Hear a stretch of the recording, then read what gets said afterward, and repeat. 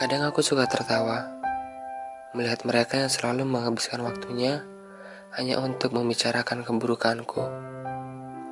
Aku ini siapa? Aku tidak sempurna dan aku bukan Tuhan. Aku hanya hambanya yang penuh dengan kekurangan.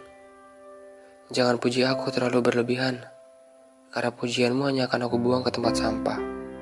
Kadang manusia suka lalai dengan pujian, tapi kritikanmu akan aku simpan di bejana emas, karena itulah yang akan membangun aku menjadi lebih kuat.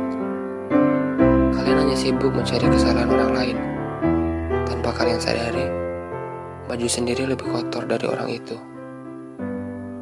Memang gampang menilai manusia, tapi susah untuk mengingat jasad ini yang hanya akan menjadi bangkai.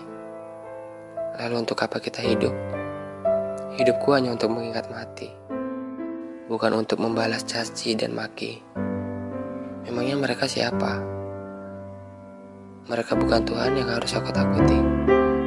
Dan aku tidak menciptakan jin dan manusia, melainkan supaya mereka beribadah kepadaku.